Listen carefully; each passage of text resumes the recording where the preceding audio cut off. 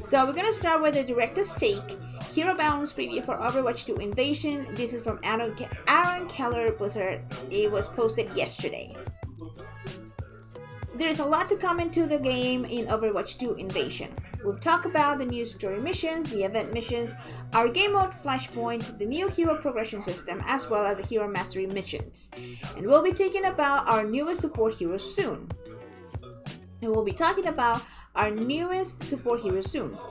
On top of these additions, there are also a lot of changes coming to our current heroes next season. Nearly half of our heroes are getting balance changes. What? Half of our heroes are getting balance changes. That's crazy. Let's see. So, nearly half of our heroes are getting balance changes. I won't go over every change in the season here. There'll all be patch notes, but I will go over some of the larger ones. But two quick bits first. Yeah. Nearly half of our heroes are getting balance changes. That's scary. I just started to learn Sombra. I just started to learn Mei. I just started to learn Lifeweaver. I just started to learn Ramatra. So, I don't know. There was a lesson in the Lifeweaver release where our newest hero was interesting but just wasn't strong enough on release. And we don't want to repeat that. That's true. I remember that a lot of people were really excited with him, and as soon as he realized that he wasn't putting the out heal nor the damage, it was just not. It was fun, and you could try it. And for the game mode that they have to release him was nice, but that was about it. So, for Overwatch 2 Invasion, our aim is to have our newest hero be excited and impactful on day one. Is it gonna be OP and broken? Wink, wink. It's not our intent to release a hero that is overpowered, okay? But we prefer that people play her because she brings value, not just because she's new. We will be watching her very closely, listening to player feedback, and will make early changes if necessary. That sounds promising. We're making a change to the way we calculate damage against armor. Armor damage reduction is now additive with other sources of damage reduction and respects the current cap of 50%. It used to be multiplicative with damage reduction from abilities, creating situations where certain heroes were much more difficult to damage than intended. Since they were bypassing the damage reduction cap, this shouldn't be a big change and would mostly affect Ramatra and Orisa.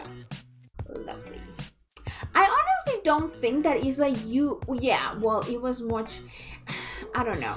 I would rather a character that starts off overpowered and they have to scale it back rather than weak and need to scale it up. That is true.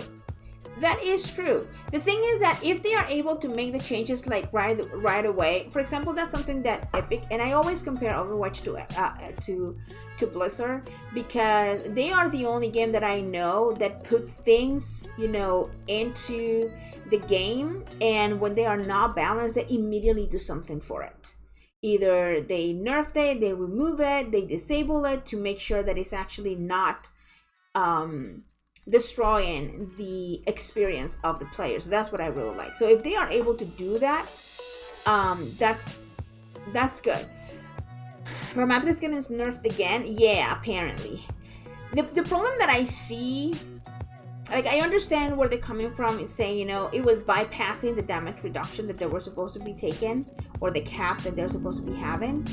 And I have seen that with Ramatra. We have played against Ramatras that they're literally one hit and you can't kill them. It's crazy. Yes, especially if she's being pocketed. Like if you compare Orisa with Diva, as a Zen, I can demech a Diva. as a Zen, it's much more harder for me to kill an Orisa. Not that I should be. I understand my place. But you catch my drift. Okay, on to balance.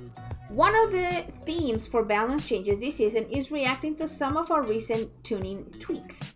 We made several changes to Cassidy's magnetic grenade this season, and going forward, we'll be refining it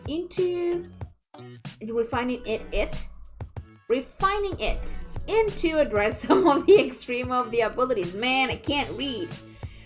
Its maximum range will be quite a bit by 1.5 second max travel time. Okay, that's good. Cassidy would also get a heal buff, and some changes to his damage fall off. Interesting. So he's gonna be able to heal now? I wonder how they're gonna do that. We are happy with the power of Torbjorn's turrets following the season's change, but we need likely to increase the damage potential of his primary fire, which will be getting a faster fire rate. Cassidy buff? I might have to try him now. I don't think that Cassidy is weak. I just think that is one of those characters that you really know how to play him. You really need to have game sense, knowing positioning, knowing what are you good for, knowing when to engage, when to disengage, what your magnetic grenade does, things like that. I can hit my shows at cast. Yeah, me neither. I've tried. I don't think that I have tried hard enough, but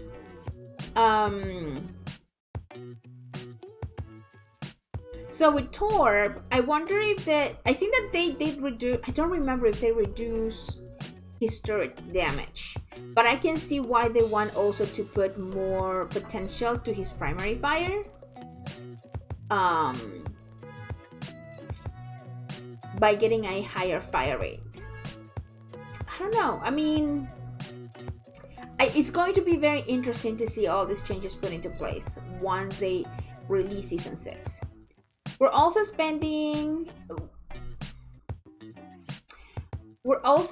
up his weapon swap so that he's more effective at keeping his turret up. Just what we need. Not being able to kill the turret. Compared to Sam, he is the least valuable of the builder characters, so I get the buff. That is true. With the changes that they made to Symmetra, holy. With Torb, I think that the one time that we don't get to win fights if they have a Torb is a main Torb that really knows where to position the turret, in which it makes it almost impossible for you to get it. So, and you don't get that many. You don't get that many people, honestly. Let's see. Yeah, I only get bested by 1 trick Torbs. Yeah. Soldier 76 got quite a buff in season 5. We don't think he's impressive, but there is room to lower his damage output. We'll be reducing the damage on his Helix rockets and slightly increasing the cost of his ult. Lastly, we're continuing to make changes to Orisa. Her Fortify ability will now grant 125 bonus health, and the start of her damage fall-off will be slightly extended. We wanted to see how much the mid-season changes will bring her up before the armored / damage reduction hit, and think that she needs a bit more to compensate. That is an interesting change, and definitely I want to know how we feel about it, because she's going to get a 125 bonus health with her Fortify, and her damage fall-off will slightly be extended. The soldier nerf makes sense since he needed it. It was dominating the field season. Yes, absolutely. We had a soldier 75s. The opposite team had soldier 75s. So I totally get it. Makes sense. I don't think that he's oppressive either. It was a nice change though. It was a nice change from the Widows and the Hansos and the Genjis. Honestly, Like, I really want to see other heroes being played. No, take that away. It sounds like a buff. It sounds like she's going to have a nerf and a buff at the same time. And I wonder what they're going to do with Ramada. So, while we're releasing a new support in Invasion, we're also making a quite few changes to our current support heroes. Holy. I'm scared.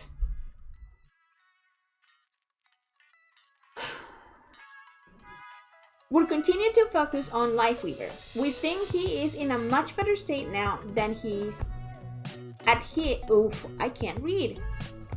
We think he is in a much better state now than at his launch, but we would like to focus on two aspects of his hits.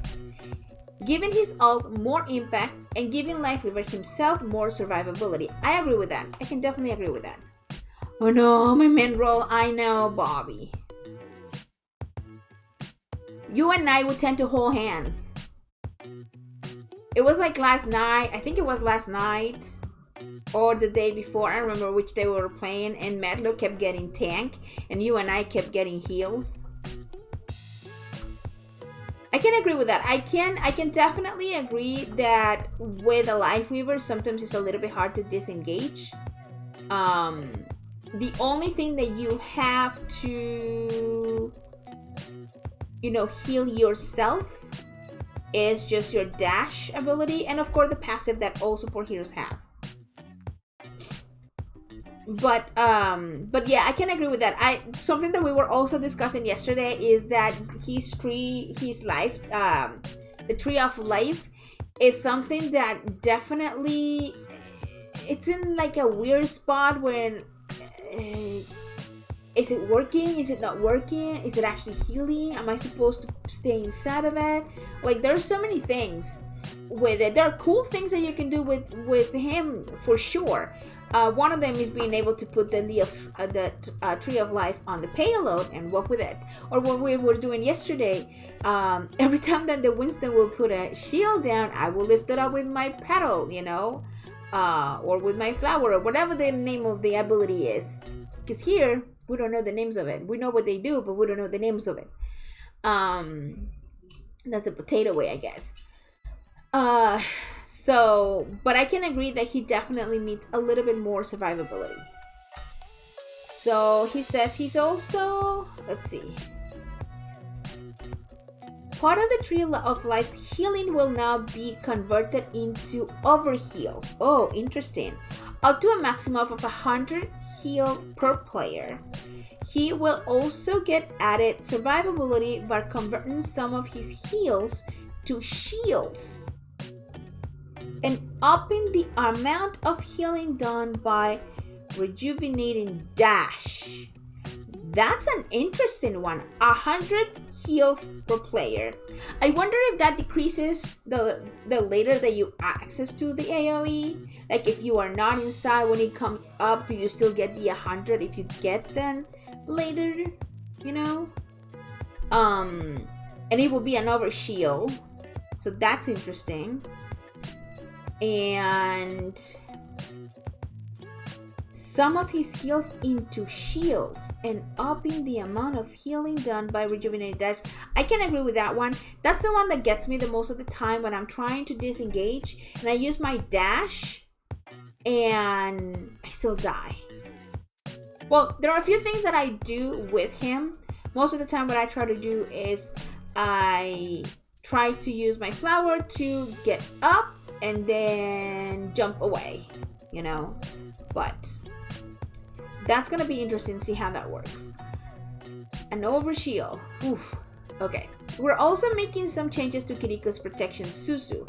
It would now heal slightly less, but when it cleanses a negative effect, it will do an additional burst of healing. So if you're using, I might need to start playing Kiriko. Because that's the one character that I have. Like, I have been trying new heroes, but Kiriko is the one that I have been more scared because her kit is so good that I just gonna feel like I'm bringing my entire team down if I'm not doing it right. But that's very interesting, because I can agree with that. Her Susu as protection, it's a little bit OP. Once you throw it, you can have a character that is almost dead, and that I can, you know, almost you get them, and then immediately it's like, nope, no, the Susu's gonna get them. So I don't know what to tell you about that. Now the good thing is that if you're playing against an Anna, you know, or a Junker Queen that is going to be anti them, then is going to clean it, and then it's going to do an additional burst of healing. I wonder how much is going to be of that.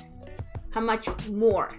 The slight knockback on Susu is also being removed. Ooh, you cannot knockback. Oh, Caitlyn is gonna hate that. Caitlyn is gonna hate that. She loves knocking out. So the slight knockback on Susu is also being removed. We would like this ability to feel more pointed. We don't want players to feel like they have to hold it, and would like to reward them more for using it situationally. I can't talk. Are all these changes happening in the beginning of the next season? I don't know. Let's see. Let's just, maybe it says something towards the end. Because the only thing that it says here is that for Overwatch 2 Invasion, our aim is to have our newest hero be exciting and impactful. Blah, blah, blah. Okay.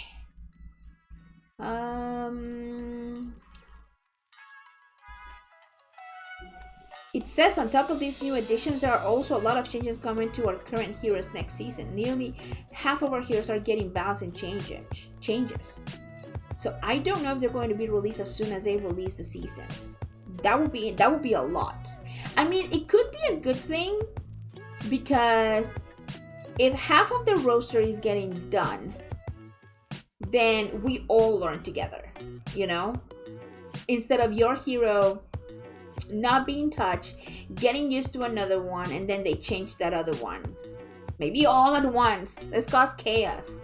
Chaos is not a bad thing all the time, you know? Let's see. We are planning tweaks for several of our other support heroes, but the last one I'll go over here is a reductions on Mercy's damage boost. It won't be a lot. We'll be reducing it from 30 to 25%. At this value, we feel that the ability will still feel effective while giving us room to rein in certain damage spikes. We are aware this is a continuous topic and doing our best to be receptive to the various communities' opinions. You know what? My poor Mercy is just like my Brigitte. My poor Mercy and my Brig have been reworked so many times because the community hates them. Like, it's not that the community hates them. How do I explain that? It's so hard to balance. I don't understand why it's so hard to balance her. I don't understand. You know, if it is the healing, is the damage boost, Guardian Angels were removed, Guardian Angels were put back. You know, it's just, I don't know. I'm not gonna complain about it. I'm gonna see how it works and do my best. I mean, I've been trying other heroes as it is, other support heroes, so I can go ahead and do more. And then definitely I can see when my Mercy is like not the best option, and I do more when I switch the character. So that's why I think that it's important to flex. But I just got good at Mercy though. I know, Bobby. I mean, we just need to see how much it's going to affect. There are a few other notable mentions. Sombra has a few small changes coming this next season. Okay, I can't read. There are a few other notable mentions. Sombra has a few small changes coming next season, but in season 7, she'll debut her larger rework, complete with a new ability. That's interesting. They messed up with my main role a lot, so I just hope I don't have to sweat every match. We always sweat, Bobby. We always got to sweat. Our matches, like, I don't understand. We are number 1, all of us are unranked. I haven't played comp probably since season 1, right? I didn't play comp at all in Overwatch 1. Probably, I don't even know when was the last time that I played comp. But most of the people that we play with are unranked. Like Caitlyn doesn't even play comp anymore. I don't know if Frosty does. But we are all unranked. We are all very casual players, and we have to sweat. We have to sweat. I hate it. I'm a low server getting high elo lobbies. Yeah. I haven't even placed. And if that's what they use to put like the lobbies together, I don't understand. Ramatra and Doomfist blocks will now reduce stuck damage, and we're making changes to Bastion's kit to help him feel more fluid and increase the potential for his tactical grenade. I wonder what changes they're going to do. How more fluid can you be, bro? All of this, as well as the rest of Overwatch 2 Invasion, goes live on August 10th. I can't wait, and I hope to see you all in game. Till next time. Very interesting, not patch notes. Bastion is so OP. Why are they making more fluid? I don't know. Maybe he's going to last longer in turret mode.